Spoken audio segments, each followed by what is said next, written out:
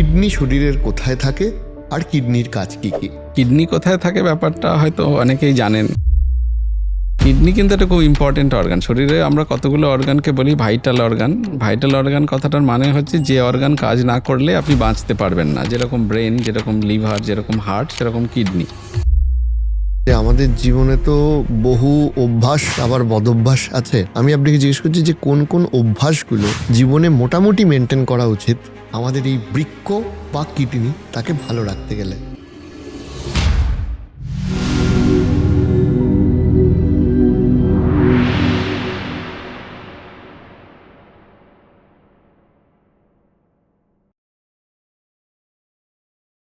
Kidney শরীরের কোথায় থাকে আর কিডনির কাজ কি কি? কিডনি কোথায় থাকে ব্যাপারটা হয়তো অনেকেই জানেন। বেশিরভাগই জানেন। বেশিরভাগই জান। তো সেটা হচ্ছে আমাদের পেটের নিচের দিকে এবং পিঠের দিকে থাকে। দুটো মোটামুটি 100 থেকে 150 গ্রাম ওজনের অঙ্গ।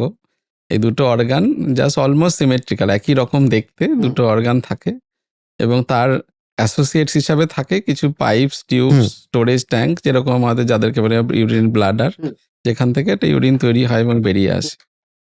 কিডনি কিন্তু একটা খুব ইম্পর্টেন্ট অর্গান। শরীরে আমরা কতগুলো অর্গানকে বলি ভাইটাল অর্গান। ভাইটাল অর্গান কথাটার মানে হচ্ছে যে অর্গান কাজ না করলে আপনি বাঁচতে পারবেন না। যেরকম ব্রেন, যেরকম লিভার, যেরকম হার্ট, সেরকম কিডনি। কিডনি যদি বিকল হয় তাহলে মানুষ বেঁচে থাকে না। তার মানেই এটা একটা খুব ইম্পর্টেন্ট কাজ করে। তো সেই কাজের মধ্যে জিনিসটা মূলত একটা থাকে, এটা হচ্ছে ফিল্ট্রেশন। মানে এটা একটা ফিল্টার। শরীরে আপনি যত খারাপ জিনিস, মানে আমাদের শরীরের জলের ফিল্টার, লন্ড্রি বলতে পারেন। এখানে এটা ওয়াশ হয়, অর্থাৎ এখান থেকে খারাপ জিনিসগুলো ফিল্টার হয়ে বেরিয়ে যায়, ভালো জিনিসগুলো বডিতে থেকে যায়। এবং এই ফিল্টারিংটা যদি না হয় তাহলে খারাপ জিনিসগুলো জমতে থাকে এবং সেটা কিডনির বাইরে এসে ব্লাডে এসে বিভিন্ন অঙ্গকে খারাপ করতে পারে। ব্রেনকে খারাপ করে, হার্টকে খারাপ করে।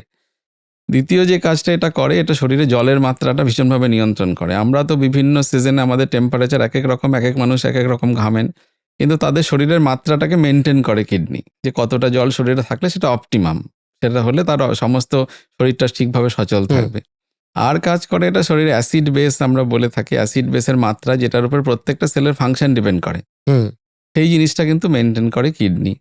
আচ্ছা, এই এই এই যে অ্যাসিড বেসের যে মাত্রাটা আপনি বললেন, এইটা কিভাবে কিডনি মেনটেন করে? এটা হচ্ছে আমরা ছোটবেলায় থেকে পড়ে এসেছি, অ্যাসিড মানে হাইড্রোজেন আয়ন, অ্যালকালি মানে হাইড্রক্সিল আয়ন, H+ ও H-। তো এই যে জিনিসটা কিডনির একটা বড় পার্ট আছে, ছোট্ট একটা ইউনিট দিয়ে তৈরি হয়, মানে 1 লক্ষ ইউনিটে একটা কিডনির মধ্যে থাকে, তাদেরকে বলে নেফ্রন। তার একটা পার্ট থাকে, তাকে বলে টিবিউলস, মানে টিউব। সে কি করে, এই হাইড্রক্সিল এবং অ্যাসিড বেসটাকে সময় মতো কখনো বেশি বার করে দেয়, কখনো কম বার করে দেয়, কখনো মনে হয় যদি সেটাকে রিটেন করে, কখনো সেটাকে শরীর থেকে ক্লিয়ার করে দেয়, করে একটা বডির আমরা বলি পিএইচ, তার একটা মাত্রা মেনটেন করে, পিএইচ। সেই পিএইচটা শরীরের মধ্যে একটা মেনটেন করে। সেটা মেনটেন না করলে কিন্তু শরীরের কোনো সেলই কাজ করতে পারবে না ঠিক করে। একদমই ঠিক। ডাক্তার, একটা জিনিস আমাদের বলুন যে আমাদের জীবনে তো বহু অভ্যাস আবার বদভ্যাস আছে। আমি আপনাকে জিজ্ঞেস করছি যে কোন কোন অভ্যাসগুলো জীবনে মোটামুটি মেনটেন করা উচিত আমাদের এই বৃক্ক বা কিডনি তাকে ভালো রাখতে গেলে। এক কথায় কিডনি ভালো রাখার জন্য কি করতে হবে এরকম নিয়মটা খুব একটা নেই। আমরা বলে থাকি কিডনির অসুখ সবার তো হয় না, এটা হয় সাধারণত ভালনারেবল লোকেদের, অর্থাৎ যাদের ধরুন ডায়াবেটিস আছে, যাদের হাইপার টেনশন আছে, বা যাদের ফ্যামিলিতে কিডনি ডিজিজ আছে, যারা খুব মোটা সোটা লোক, অথবা হচ্ছে যে যাদের ফ্যামিলিগত জেনেটিক ডিজিজ রান করছে, তাদের ক্ষেত্রেই কিডনির অসুখ হয়। এবং সেটা স্পেসিফিক একটা এজ গ্রুপে, যেমন বয়স্ক মানুষ, এক্সট্রিমস অফ এজ, বা খুব বাচ্চা, খুব বুড়ো মানুষ, প্রেগনেন্সি, এই সমস্ত সময় কিডনিটা খারাপ হয়। অন্যান্য কিন্তু সবার হয় না। তো এই সমস্ত সিচুয়েশনে যারা থাকে, মানে মেশিনটা একবার চলে গেল, রাইট। আচ্ছা, এই সিচুয়েশনে আপনাকে একটু বেশি কশাস হতে হবে। আমার যদি ডায়াবেটিস বা হাইপার টেনশন বা ফ্যামিলি হিস্ট্রি থাকে, আমাকে একটা নির্দিষ্ট নিয়মে চেক করা উচিত। কারণ কিডনির অসুখের সমস্যা এটাই যে অল্পতে আপনি বুঝতে পারবেন না, যখন বোঝা গেল তখন অন্তত 50 ভাগ তো নষ্ট হয়েই গেছে।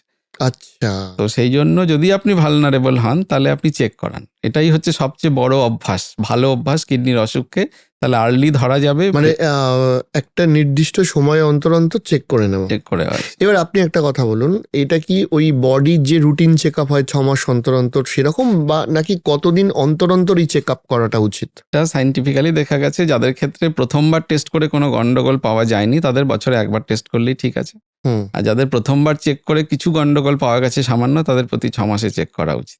একদমই। এবং চেকটাও খুব সাধারণ। আমরা বলে থাকি যে একটা শরীরে ক্রিয়াটিনাইন বলে একটা কেমিক্যাল আছে, তার মাত্রাটা মাপুন যাতে কিডনির অসুখ কতটা পার্সেন্টেজ অফ কিডনি ফাংশন করছে, ইজিএফআর বলা হয়, সেটাকে মাপা যায় ডাইরেক্টলি যে 100-র মধ্যে আপনার কিডনি এখন কত কাজ করছে, 72, 75, 80, হুম এটা একটা টেস্ট। 2 হচ্ছে কিডনি থেকে লিক করে কোনো ভালো জিনিস অর্থাৎ প্রোটিন বেরিয়ে যাচ্ছে কিনা, সেটাতে আমরা ইউরিনে বলি এসিআর বলে টেস্ট, অ্যালবুমিন ক্রিয়াটিনিন রেশিও।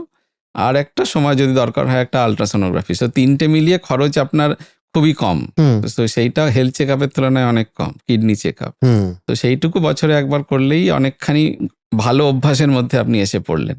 এবার আসি যে কিডনির জন্য বদ অভ্যাসগুলো, বদ অভ্যাস কোন কোন বদ অভ্যাসের জন্য কিডনি ক্ষতিগ্রস্ত হতে পারে? তো আপনি সিনেমা হলে গেলে দেখবেন লেখা থাকে যে স্মোকিং কিলস, এর হুম। জন্য ক্যান্সার হয়, কিন্তু কোথাও লেখা থাকে না যে কিডনি কি কারণে খারাপ হয়, এটা কোথাও লেখা থাকে না। তো সবচেয়ে বড় বদ অভ্যাস আমাদের এই প্র্যাকটিস জীবনে আমরা দেখেছি যে কারণে আমাদের কিডনি খারাপ হয়, সেটা হচ্ছে ওভার দ্য কাউন্টার আপনি ওষুধ কিনে খাচ্ছেন। ওষুধ হতে পারে, সেটা ফুড সাপ্লিমেন্ট হতে পারে, সেটা হচ্ছে অল্টারনেটিভ মেডিসিনস হতে পারে, বিভিন্ন কারণে আপনি সেটা মাথা ব্যথার ওষুধ হতে পারে, কোমরে ব্যথার ওষুধ হতে পারে, মোটা মানে হওয়া, অপ্রয়োজনীয় ওষুধ খাওয়া। অপ্রয়োজনীয় ওষুধ, সেটা প্রেসক্রিপশন ছাড়া আপনি দোকানে গিয়ে বলছেন হুম। যে আমি মোটা হবো, কিছু ওষুধ দাও, তারা দিচ্ছেন। বলছেন আমার মাথা খুব ধরেছে, তারা টক করে একটা ট্যাবলেট ধরিয়ে দিচ্ছে। ঠিক আছে, এইটা সবচেয়ে বড় বদ অভ্যাস যেটা আমাদের কিডনিকে ডাইরেক্টলি ইনজিওর করে এবং খারাপ করে। দেখো আমি এখানে একটা কথায় আসি, যেহেতু আপনি বললেন আমি এটাকে রিলেট করতে পারছি যে আমিও জীবনে বহু মানুষকে দেখেছি, যদিও আমি ব্যক্তিগতভাবে এই অভ্যাসটা থেকে বহু যোজন দূরে, মানে আমি একদম শারীরিকভাবে এক্সট্রিম পর্যায়ে না পৌঁছে গেলে মানে শরীরের খারাপ লাগা বা অস্বস্তি বোধের এক্সট্রিম পর্যায়ে না পৌঁছলে ওষুধ খাই না। কিন্তু আমি বলছি যে বহু আমি লোকজনকে দেখেছি, এবং বহু মানতে সেটা বহু বেশিরভাগ বলা চলে, যে যারা একটুখানি সর্দি হলো সঙ্গে সঙ্গে একটা প্যারাসিটামল খেয়ে নিল, 99-99 জ্বর মানে গা গরম হয়েছে, প্যারাসিটামল খেয়ে নিল, হঠাৎ মনে হলো আপনি যেটা বলছেন যে মাথাটা ধরে আছে, প্যারাসিটামল খেয়ে নিল, কিংবা অনেককে আমি এটাও দেখেছি যে অ্যান্টিবায়োটিকও পর্যন্ত খেয়ে নেয়। এই যে যথেচ্ছ ব্যবহার, এটা কি কিডনিকে ক্ষতিগ্রস্ত করে একদম ভীষণভাবে এবং ক্ষতিগ্রস্ত করে। কতটা করে? আপনি যে বললেন ব্যথার ওষুধ, হুম। ব্যথার ওষুধ তো একদম নিশ্চিতভাবেই কিডনিকে ডাইরেক্টলি গিয়ে ড্যামেজ করে। সেটা টেম্পোরারি হতে পারে, অনেকদিন খেলে সেটা পার্মানেন্ট ড্যামেজ বা সিকেডি পর্যায়ে যেতে পারে। হুম অতএব পেইন কিলার আপনি ওভার দ্য কাউন্টার খেতে পারেন, একটা ব্যথা হলে সহ্য করলেন, আপনার আমার প্রফেশনাল রিজনে হয়তো সেদিনটা সুস্থ থাকতে হবে, একটা খেলাম, সেটা ঠিক আছে। কিন্তু আমি দিনের পর দিন খাচ্ছি জাস্ট শুধু কোমরে ব্যথা হচ্ছে, মাথা ব্যথা হচ্ছে, হাঁটু ব্যথা হচ্ছে, এইসবের জন্য, হুম এটা কিন্তু একেবারেই কিডনির প্রচণ্ডভাবে ক্ষতি করে। কিন্তু অ্যান্টিবায়োটিকের ক্ষেত্রে পরিস্থিতিটা সেরকম না, সব অ্যান্টিবায়োটিক কিন্তু কিডনির ক্ষতি করে না। ঠিক আছে, এবং কিছু আছে যথেষ্ট সেফ, এবং সেটার ক্ষেত্রে একটাই থাকে যে কোনো অ্যান্টিবায়োটিক আমার মনে হয় যে কোনো ডাক্তারি পরামর্শ বা কোনো প্রেসক্রিপশন ছাড়া খাওয়া উচিত। এতে হুম। তার তো ক্ষতি হতে পারে, কারণ পরবর্তীকালে ব্যাকটেরিয়াল রেজিস্ট্যান্স হবে এবং পুরো সোসাইটিতেই ব্যাকটেরিয়াটা রেজিস্ট্যান্ট হতে পারে। অতএব ওটা একটা আলাদা প্রশ্ন। খুব অ্যান্টিবায়োটিক কিছু আছে যারা ডাইরেক্টলি ড্যামেজ করে কিডনির, সেই সমস্তগুলো কিন্তু না খাওয়া ভালো। কিন্তু আদারওয়াইজ পেইন কিলার যতটা বেশি আমাদের থ্রেট, অ্যান্টিবায়োটিক অতটা বড় নয় মানে কিডনির পেন ক্ষেত্রে। কিলারটা প্রচন্ড থ্রেট, সেটা মাথা ব্যথা হোক বা গা হাত পায়ে ব্যথা হোক। অনেককে আমি দেখেছি একটু পা মচকে গেল, ব্যাক টু ব্যাক একদম, পেন কিলার খেয়ে একদম। যাচ্ছে। আমরা জিজ্ঞেস করি কতদিন খেয়েছেন, সপ্তাহ বলে, সপ্তাহ না বছর, মানে সে বছর বছর ধরে খাচ্ছে।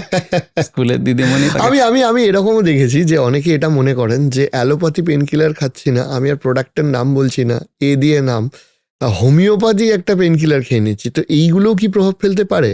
সবচেয়ে বড় সমস্যা হচ্ছে অ্যালোপ্যাথিক মেডিসিন ছাড়া বাকি ওষুধের সমস্যাটা এটাই যে তাতে পরিষ্কার করে কিছু লেখা থাকে না তাতে আছেটা কি। হুম তারা আমাদের এসে দেখান বড় শিশি কৌটো অনেক বড় বড়, যে এইটা খাচ্ছি, এটা খেয়ে আমি খুব ভালো আছি, কিন্তু তার মধ্যে কিছু লেখা নেই কি আছে। হুম ঠিক আছে, কিন্তু তার মধ্যে তারা কি মেশানো হচ্ছে, তাতে স্টেরয়েড থাকছে কিনা বা কলমে কোনো পেন কিলার তাতে ঢুকিয়ে দেওয়া হচ্ছে কিনা।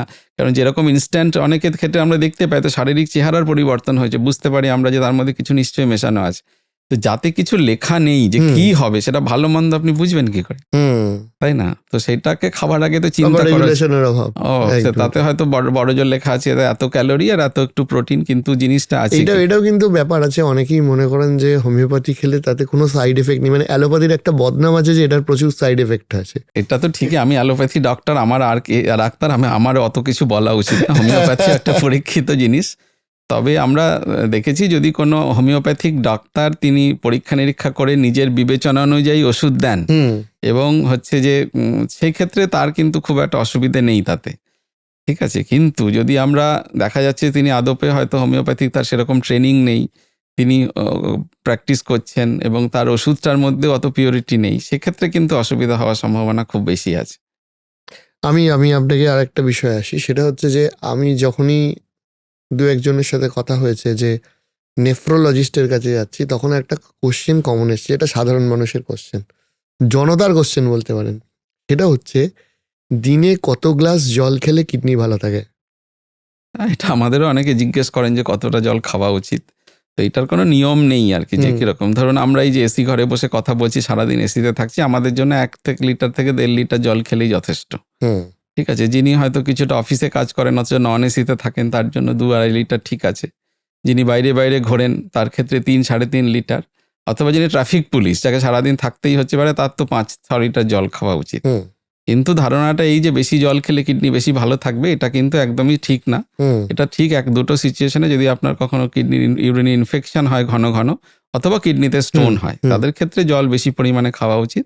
আদার ক্ষেত্রে কিন্তু বেশি জল খেলে কিডনির, আপনি একটা ফিল্টার কিনেছেন 100 লিটার জলের জন্য, তাকে আপনি 500 লিটার ফিল্টার করালে তো সে তাড়াতাড়ি খারাপ হবেই। আর রাদার যদি আপনার এরকম পরিস্থিতি হয় যে আপনার কিডনির অসুখ অলরেডি হয়ে আছে, আপনি পা ফুলেছে, মুখ ফুলেছে, তাতে যদি আপনি বেশি জল খান, তাহলে তো আরও বিড়ম্বনা, শ্বাসকষ্ট হবে, হার্ট ফেলিয়ার হবে, হাসপাতালে ভর্তি হতে হবে। আচ্ছা, এবার আপনি একটা খুব খারাপ সম্পর্কের কথা বলছি, সেই খারাপ সম্পর্কটা একটু বুঝিয়ে বলুন। ডায়াবেটিস আর কিডনি, এই দুজনের সম্পর্কটা কিরকম? খুব খারাপ। ঠিক আছে, কারণ কি, কিডনির যা অসুখ বিসুখ হয়, যে আমরা ক্রনিক কিডনি, যেটা কিডনির অসুখ যারা সারা পৃথিবী যে নিয়ে চিন্তিত, যার জন্য যেটা হয়তো আগামী দিনে 5ম বা 6ষ্ঠ কমন কজ অফ ডেথ হতে চলেছে। ঠিক আছে, ক্যান্সার, হার্ট ডিজিজ, এগুলোর পরেই যার আসছে আর কি, সেটা হচ্ছে ক্রনিক কিডনি ডিজিজ, যেটা WHO মেনে নিয়েছে। তো এইটাতে কিন্তু তার 50% রোগী কিন্তু ক্ষেত্রে সেটা ডায়াবেটিক রোগীদের হয়। অতএব যদি ডায়াবেটিস আপনার থাকে, তাহলে সেক্ষেত্রে ডায়াবেটিস থাকলে কিডনি হওয়ার কিডনি যাদের সমস্যা আছে তাদের 50 লোকের ডায়াবেটিক। আচ্ছা, 50% লোকের ডায়াবেটিস আছে।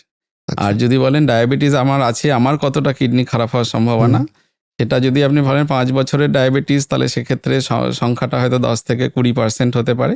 কিন্তু যদি ক্ষেত্রে 15-25 বছর হয়ে গেছে ডায়াবেটিস, তাদের ক্ষেত্রে সম্ভাবনা কিন্তু 70-80% তার কিডনির অসুখ হবে। ডাক্তারবাবু, আপনি একটা কথা বলুন, যে ডায়াবেটিস হলে এই যে কিডনি নষ্ট হয় বা হওয়ার সম্ভাবনা থাকে, এর কারণটা কি, মেকানিজমটা কি? মেকানিজম তো বিভিন্ন। ইনিশিয়ালি আপনি যখন ডায়াবেটিসের সুগার রক্তে তো বেশি থাকে, গ্লুকোজ, সেই গ্লুকোজটা হাইপার ফিল্ট্রেটেড হয়, অর্থাৎ কিডনি যে ফিল্টার, সেখান দিয়ে জোর জোর গ্লুকোজ বেরোতে থাকে। গ্লুকোজ বেরোলে তার সঙ্গে সোডিয়ামও বেরোয়, এর জন্য কিডনির ফিল্টারগুলোকে অনেক বেশি কাজ করতে হয়। নর্মালি ধরুন আপনার কিডনি ফিল্টার করছে 100 ml পার মিনিট, এবার ডায়াবেটিক হলে তাকে ফিল্টার করতে হবে 120, 125, 130, মানে প্রথম থেকে একটা হাইপার ফিল্ট্রেশন স্টেট চলে।